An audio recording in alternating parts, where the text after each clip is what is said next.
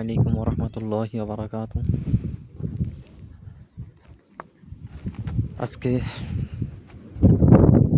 জাবালে সাইয়্যিদিনা মুসা আলাইহিস সালাম, এটা হচ্ছে সেই জাবালে সাইয়্যিদিনা মুসা আলাইহিস সালাম, যে জায়গায় হযরত মুসা আলাইহিস সালাম 40 দিন করেছেন, এটাই সেই জায়গা। মহান আল্লাহ তাবারাকা ওয়া তাআলা কুরআনুল কারীমের ভিতরে বলেছেন, ওয়া ইয ওয়া'আদনা মুসা 40 লাইলাতান ثم اتخذتم العجل من بعده وأنتم ظالمون। মহান আল্লাহ রাব্বুল আলামিন বলেছেন যে আমি যখন হযরতে মুসার কাছ থেকে 40 দিন ইবাদতের জন্য সময় নিয়েছিলাম, যখন হযরতে মুসা নবী 40 দিন পর্যন্ত আল্লাহর ইবাদত করেছেন,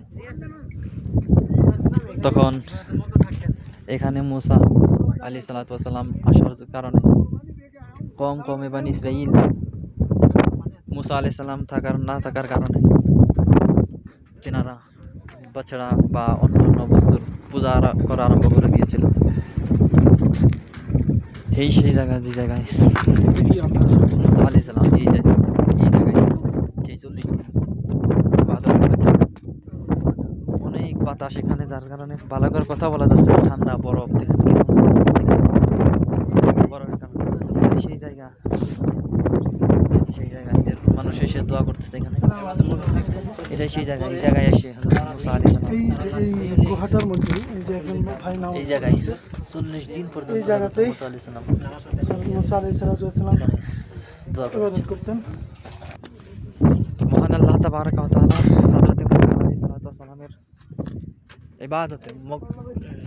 ইবাদতে শান্তি হয়ে সন্তুষ্ট হয়ে মহান আল্লাহ রাব্বুল আলামিন হযরত মুসা আলাইহিস সালামকে এই এখানেই তাওরাত নাযিল করেছিলেন, এই তুর পাহাড়ে। মহান আল্লাহ রাব্বুল আলামিন হযরত মুসা আলাইহিস সালামের উপর তাওরাত শরীফ নাযিল করেছেন। যখন তাওরাত শরীফ নাযিল করার পর মহান আল্লাহ তাবারাকা ওয়া তাআলা মুসা আলাইহিস সালামকে বললেন, হে মুসা, যাও তুমি তোমার কওমে বানি ইসরাইল তাদেরকে গিয়ে তুমি দ্বীনের প্রতি হিদায়াত দাও, তাদেরকে তুমি দ্বীনের প্রতি দাওয়াত দাও। যখন মুসা আলাইহিস সালাম কওমে বানি ইসরাইলকে যখন দাওয়াত দেওয়ার জন্য গেলেন, তখন তিনারা বলল যে আমরা কিভাবে মেনে নিতে পারি যে এই তাওরাত আল্লাহর কিতাব, কারণ 40 দিন হয়ে যায় তুমি গুহার মাঝে গিয়ে ওখানে বসে তুমি বলতেছো ইবাদত করেছো আল্লাহ।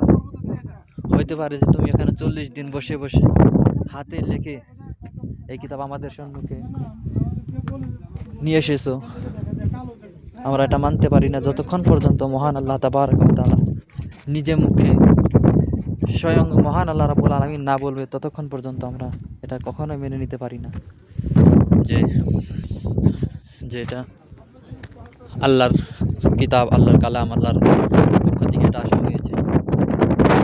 তখন হযরত মুসা আলাইহিস সালাম আল্লাহর দরবারে বললেন, হে আল্লাহ,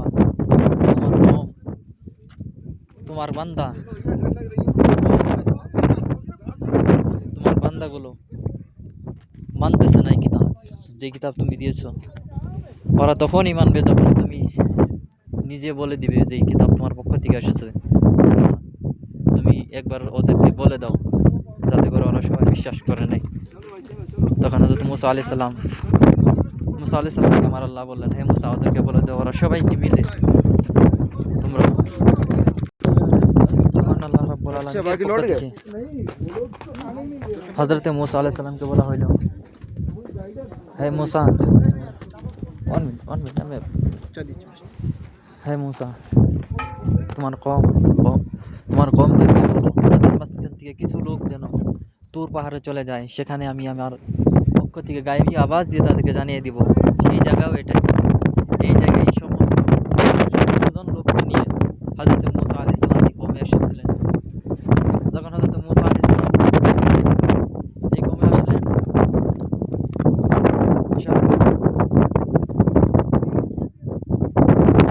হযরত মুসা আলাইহিস সালাম যখন নিয়ে আসলেন 70 জনকে, তখন আল্লাহর পক্ষ থেকে গায়েবী আওয়াজ আসলো, যেটা আমি আল্লাহর পক্ষ থেকে কিতাব তোমরা ধরো, আমি আমার পক্ষ থেকে হয়তো মুসাকে কিতাব দিয়েছি, তোমরা এই কিতাবকে মেনে নাও। আওয়াজ দিয়ে বলে দিল।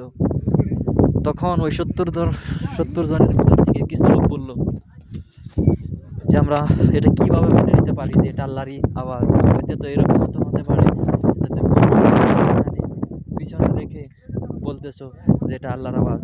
আমরা মানব না যতক্ষণ পর্যন্ত আল্লাহ শাসন করে না দেখবে। এটাও কোরআনের ভিতর আসছে। আল্লাহ রাব্বুল আলামিন বলেছে, মহান আল্লাহ রাব্বুল আলামিন কোরআনের ভিতরে বলে দিয়েছেন, আল্লাহ বলতেছে ওয়া ইয কুলতুম ইয়া মূসা লান নু'মিনা লাকা হাত্তা নারাল্লাহ জাহরাতান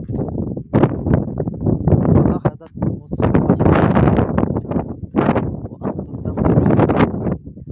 আল্লাহ বলতেছে তোমরা যখন বলছিলাম যতক্ষণ পর্যন্ত আল্লাহকে ততক্ষণ পর্যন্ত এই তওরাত মানব না, তখন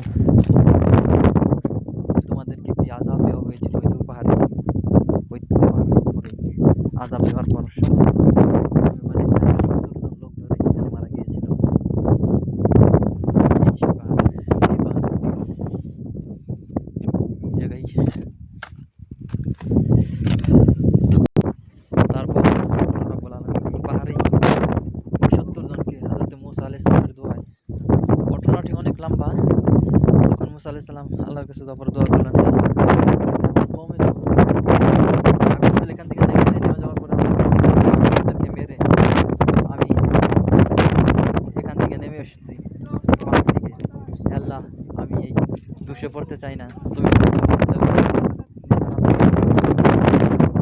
সবাইকে চিন্তা করে দিয়েছি। এটাও আল্লাহ কোরআনে বলেছেন, সুম্মা বা'আথনাকুম মিন বা'দি মাউতিকুম লাআল্লাকুম তাশকুরুন, যে আমি তোমাদেরকে দুনিয়ায় জীবিত করেছিলাম সেই পাহাড়ে, যাতে করে তোমরা আমি আল্লাহর শুকরিয়া আদায় করো। সমস্ত এইগুলো ঘটনা শুধু এটাই নয়, অনেক ঘটনা এই পাহাড়ে রয়েছে। এই পাহাড়ের নাম কোরআনের ভিতরে অনেক জায়গায় এসেছে, এক দুই জায়গায় না। যাই হোক, আসছিলাম ঠান্ডার জন্য কিছু করা যাচ্ছে না, ইনশাল্লাহ এখান থেকে চলে যাবো।